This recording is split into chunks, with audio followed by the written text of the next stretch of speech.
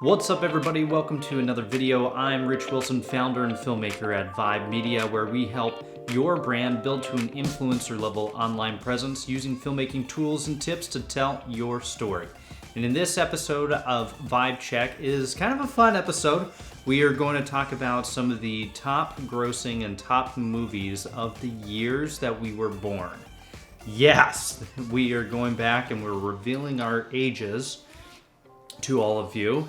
Some of us are old and young, and actually we're all pretty young, so well, in this episode we do take a look at those movies from the years that we were born, and it's quite diverse as we were all kind of born in kind of different eras of cinema in the last couple of decades, and so you get to kind of see where some of the films were at, and maybe even what some of the films were heading into, starting with some of those years that we were born. All that and more. So let's get on with the episode.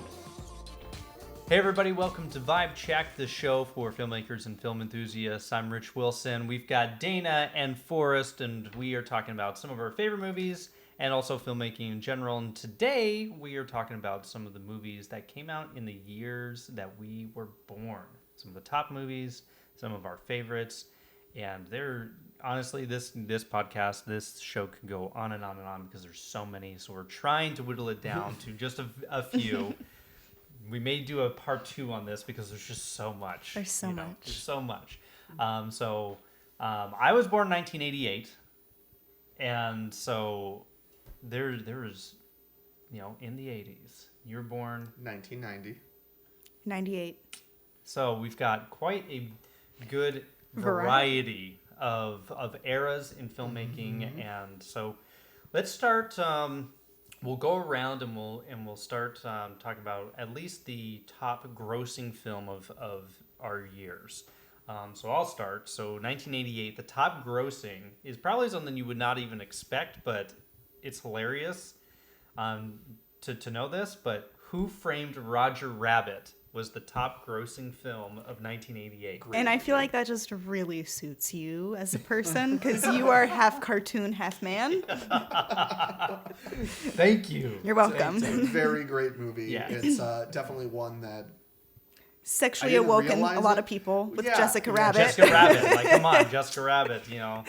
The only time I've been into some sort of furry aspect of things, I guess, is Jessica Rabbit. Right. Which, it's strange in that instance here. Fantastic movie. I actually had my kids watch this movie probably about 3 or 4 months ago for the first time. They didn't watch all of it because they didn't really appreciate it too much. Like, yeah, they knew the Disney characters, but they didn't really knew the Warner Brother characters either. Yeah. Which I loved that aspect of the movie that you kind of brought in to, at the time,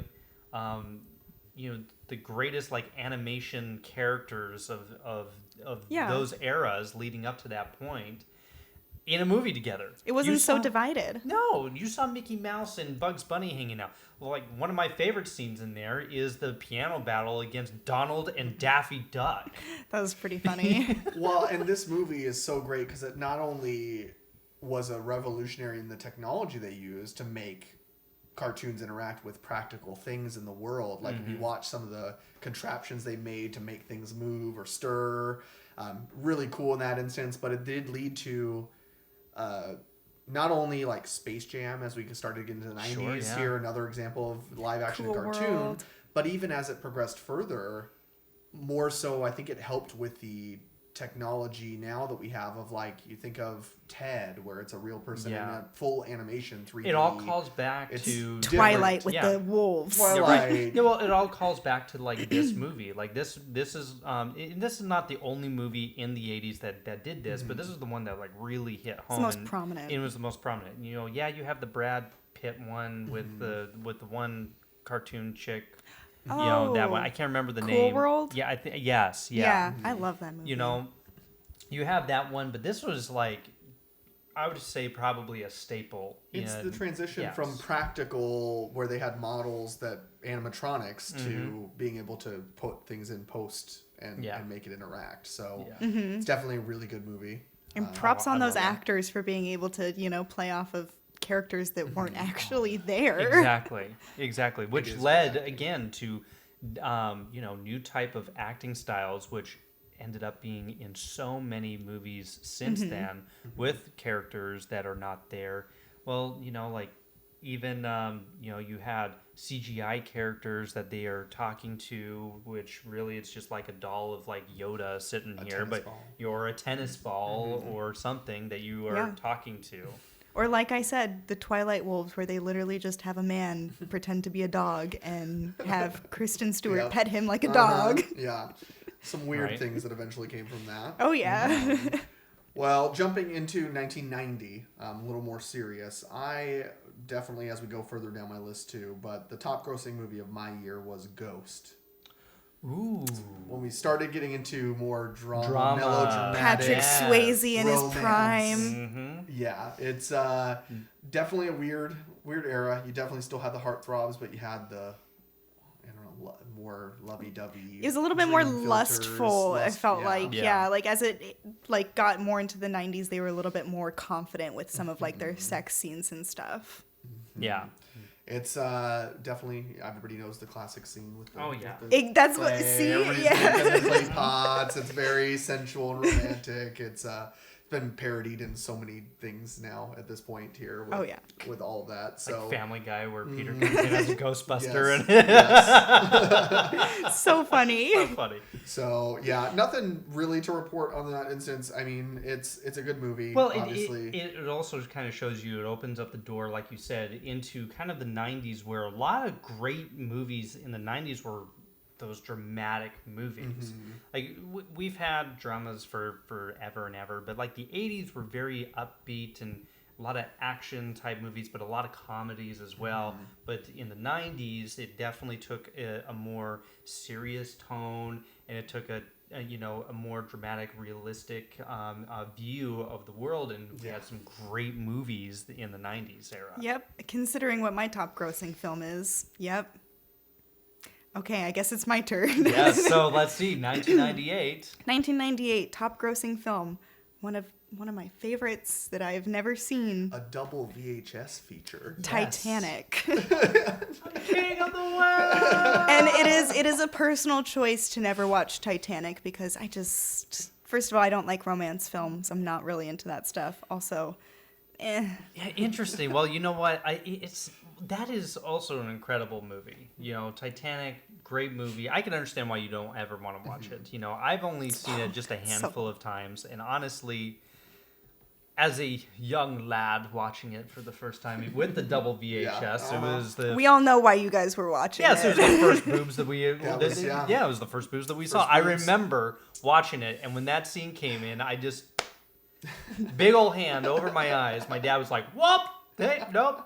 And I was like, yeah, that's it's definitely it's definitely something that we watched because we were still in that generation where we were able to watch things with our parents too. I think you were, if it came out just when you were born, obviously, it would have been long gone as far as the thought. My mom's into like timepieces, which I mean, Titanic is technically a timepiece, but she's into like the Jane Austen stuff or like Pride and Prejudice, So, and I mean, honestly. Well, this is such a long movie. I don't think I could sit through it now. And it was a big roles for a lot of these actors in there. Leo DiCaprio was already a kind of a namesake at that point, but still a heartthrob. But this propelled him to even more roles, even into the future. Same thing with Kate Winslet. Like they've had incredible careers because of this movie. Yeah, and they have great on-screen chemistry. Let's not talk about him. They do have good on-screen chemistry. It is a great movie for being also a very historically accurate movie as well. I think they said something like the actual time in the movie that they had it sinking was the exact amount of time that the ship actually took to sink. Yeah. Like they timed it up to, and that's why it is so long. But it's like when you think about little details like that, you're like, this is a hugely expensive movie. It was obviously the top grossing film for a long time until Avengers, I think it was, right? That came out, or Avatar. One of them beat Titanic in the box office. Yeah, Titanic was like the top worldwide grossing world record for at least a decade. Yeah, what movie did take it off? I think it was Avengers. I think it was Avatar. Was it Avatar? It Avatar, honestly Avengers, had it's to one have of been these. Avatar, and then I Avatar think was- Avengers then- might have taken okay. over Avatar. Yes. So yeah, I mean that stands its ground. I mean, although it is a long movie and stuff, and we just talked about, And I'm sorry. I know. but He could have fit on that door. Yes. Let's just say that now. Have you not seen James Cameron's response to that? He doesn't care. Jack's going to die regardless of what Mythbusters say, what the audience says. Well- He doesn't, he's like, no, Jack's dead. it's real, based off a real thing. Okay, get it. I Did he get it. die, or did he just transition into Inception?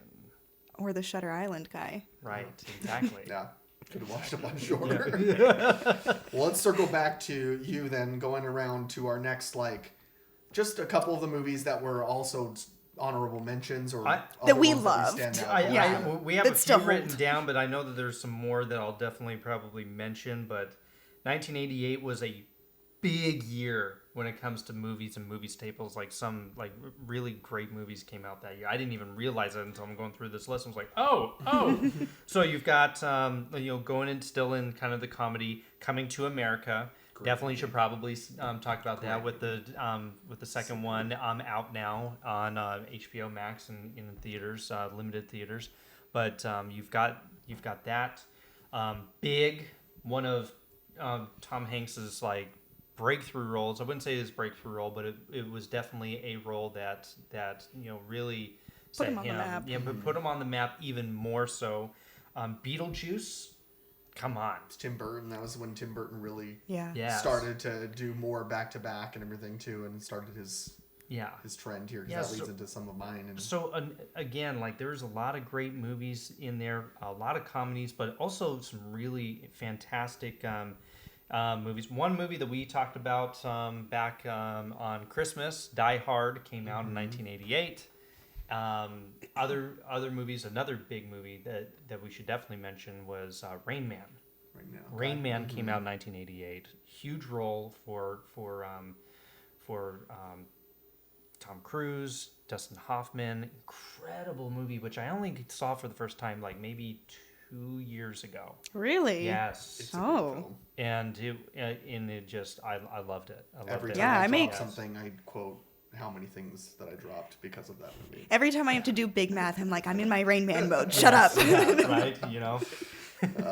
Yeah, no, it's definitely, that was that transition from comedy, because there was a lot of those comedy things into more drama, as you talked about Rain Man, things of that nature. Willow, another one that came out in 1988, and definitely need to mention because Willow is coming out with a new Disney Plus thing that, this year or the next couple of years. So just so many things came out in 1880 or 1980. 1888. You're really dating yourself there. In 1988. I was thinking ahead of myself. And mine but yeah. started even continuing on that hybrid too. We had still a little bit more of the drama with Pretty Woman. Dances with Wolves. Oh. Those are two very dramatic films that everybody, it was that whole, still kind of that 80s feel for them, but Pretty Woman had some comedy in it, but it was more of a romance, like a rom-com kind of thing. And then we had still some basic comedy. So Home Alone came out in 1990, so that was a really good. That movie's not funny. That movie's about child neglect.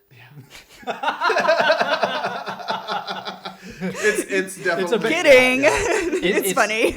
It's what they show at your first day working for CPS. Yeah, right. Don't let you, this happen. This is the training video of what not to do. Yeah. Watch out for paint cans, nails, hot doorknobs. Yeah, all the fun stuff. And then in the 90s, it also started transitioning to the sci-fi realms a little bit more too. Total Recall was coming out here. So it started branching into that more futuristic feel later on in the 90s. Obviously, Demolition Man, all these things that started rolling out. But specifically in 1990, Total Recall was a big sci-fi one that came out at that point in time. So definitely a little interesting. I know as we start getting, for these are early for us. I remember them just watching because obviously my parents had watched them. And then when we start talking about the things that we grew up with, it's more so what came out when you were Right. When yeah. I was a baby. Yeah. But the funny thing is I also grew up with a lot of this stuff too because Mm-hmm. it came out the same year I was born. I But had it's so funny though because I remember when these came out. I remember watching Yeah. them in Mm-hmm. theaters. You know, so this and is I great. was being delivered into the world. Yeah. Ready to feel old, audience? Are you ready to feel really old? Well, my first one is just a personal favorite. It's The Big Lebowski because I just love that movie. Yeah. Yes. And then there's a lot of firsts. Like there's the first Pokemon movie, the first X-Files movie. What else did we say? The first Rugrats movie came out. Bugs Life, I Mulan. remember So it was a when all of huge those year. came out. Yeah. That Yeah, it was was a the huge year for like explosion. Disney, Pixar. I'm pretty sure Yeah. that was the year where Pixar and Disney like fully just kind of were just like hand in hand partners at that point. Well, it was Disney, Pixar, Nickelodeon, Yeah. Pokemon, biggest franchise. All those yeah. things all started animation, all coming out at once. It was a huge explosion of. Halloween Town. Yeah. That's like a first. The original That's Halloween Town. that's. The I'm best pretty one. sure that's one of the earliest original Disney movies to come out. I think so. I didn't yeah. realize that came out when I was 8. No, that's like. I know, isn't that crazy? I feel like it was later I on, remember like when that that it first came out, but yeah. And I've watched it almost every Halloween since. Maybe because Yeah. it was 4 Halloween You know. Town movies or whatever it is, so like I remember Yeah, watching them. I remember all. Yeah. There's a lot of witchy movies that came out too, so that's pretty cool. Well, I think it was also in that era as well. Charmed was The a big, Satanic Panic was really big. Like Charmed was a big show during the mid to late 90s. So it was all kind of. It was like the 90s version of the vampire craze in the early, to mid 2000s, kind of era, right? You had all these really cool movies and shows. Wait, vampires have been a thing for a long time though. Yes, I know, but like I'm talking about after Twilight, Oh, like yeah. where you had like Fan. where you had all these other iteration of vampire shows and movies that came out. You had Vampire Diaries, you had True Blood, you had all of these others that came out around the time that Twilight's books came out, which were made into movies. Then all of the vampire crazes and it came out. Same thing with the witches during the late 90s. Like I said, you had Charmed, but then you had Sabrina the Teenage Witch. Sabrina the Teenage Witch. And you had all of these other Teen Witch. Teen Witch. There is another one. There's I don't know if the Craft definitely didn't come out in 98, but definitely around that time era where it was like picking up. There's also just I feel like that's when anime movies really took off too, 98, because there's Kite and then like Akira, Ghost in a Shell. Well, all the animation going back to Pokemon, Nickelodeon, all those started having movies, which was like really weird because it was television shows before and all that stuff, and then for them to make full-length feature films that were animation was not a common thing. I'm interested to see what Studio Ghibli film came out in that year then, because that studio's been around for a long time. I'm gonna have to look into that later. But yeah, it's definitely a huge year for animation, I'd say. Like when it really took off, because there's like all the Scooby-Doo movies, like the Scooby-Doo Zombie Island one, which I think might have been one of the biggest ones out of that whole series. Oh, my kids still watch that. I still watch it. Yeah, I love it. Well, and right towards the end of the 90s too, again, going along with Titanic, there was a lot of big blockbusters. That's when blockbusters started to really come thing. up. Yeah. Because it was, again, Blockbuster was around too, where you started having home R.I.P. releases of movies where people you would go rent out the and movies you'd and- see Get it. candy You'd and hear all this get the news movie. about big Yeah. movies. And so Titanic, Saving Private Ryan. Saving Private Ryan, Armageddon. There's a lot of Denzel Washington wow. movies like Fallen. The second Ring movie came out, as well as the Japanese second version came out the same year, which were both, in my personal opinion, big movies. Night at the Roxbury. I got all the fun movies. You guys got all the classics. I got Waterboy. Oh, that's good. Oh yeah, I'm taking a look at Gatorade. mine too here. We've Water got Young sucks. Guns for 98 that came out. Short Circuit 2. No, Electric Boogaloo. right. I'm actually surprised to see that Christopher Nolan's Following came out in 1998. I definitely would have thought maybe a little bit earlier, probably like more 95. Yeah, it's definitely, I think all of us were born within that 10-year period where it's just a sweet spot At its peak. Well, a sweet spot of movies really, again, coming out big movies back to back to back. Because think about it, before 88 or in the 70s, there were big movies and everything too, but they weren't as frequent. Right, like not big blockbusters, but where Yeah. it led into now where you have the summer of blockbuster movies, kind of thing, right? Yeah, you've got a schedule. And you had a lot of movies. Summer, yeah. You had a lot of movies in the 70s and 60s and even all that stuff too, but they weren't big hits. Like every single one of them wasn't a big hit, whereas now it became all about the celebrity and the big... And when you release the movie, you don't ever release the movie in theaters in January. You wait until the summer or in fall. And Yeah, very strategic marketing. Big cash grabbing now. Mm-hmm. It's so it's definitely a good mix of things. It definitely, I love all the, obviously, Pokemon, Nickelodeon, and all that. It's great movies. Oh, yeah, I remember going and seeing them. I remember going to Pokemon the first movie, and if you went, you got a card. Ancient Mew card. I still have my Ancient Mew card. I still have it too. Got it. Yep. Oh, see, I just watched it on VHS. Yep. Oh, God. So. Yeah. Fun times. It's awesome. Well, I think next time we should talk about the movies we least like from the era we were born. Ooh. For our second episode of this. Yeah, like if we revisit Follow this. up. Yeah, actually, like, kind of dive into it a little bit deeper and realize maybe not all the good movies came out those years. Right. Because I got Ants Short Circuit also the same year. Short Circuit 2 came out in '88, and come on, like... Some sequels. There's a lot of sequels around this time too. Whereas Crocodile Dundee 2 came out in '88, so that one was. It was decent. Yeah. Again, going back to our episode that we had about sequels and everything, check it out because we talked about when it's appropriate to do sequels or reboots or remakes or all those things. It's like when it actually pays off. They were trying to do a lot of cow milking in the 80s to get that cash cow there. And you're saying that hasn't stopped? Yeah. It's definitely has not they're stopped. definitely not doing She's All That remake with He's All That and a bunch of TikTok stars. Right. That's definitely not happening. Movie of the year prediction, Oscar-winning nominee. I'm gonna say it's gonna bomb. Please no. Yeah. Well, let us know in the comments what year you were born in the top grossing film that was in your year. We'd love to give it a like, and if we haven't seen it, we're going to go watch it. I'd definitely like to see what you guys come up with. But until then, keep vibing. Bye, guys.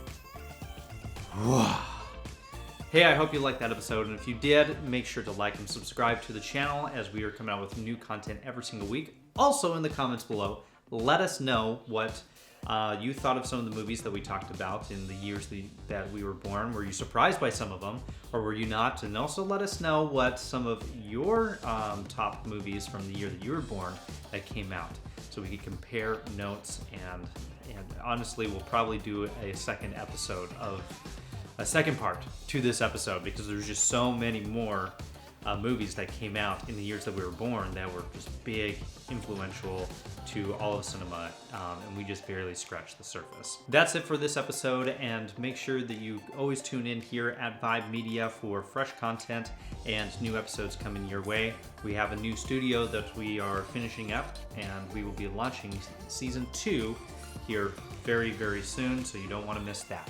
Until then, keep creating, build your brand, and go out there and tell your story.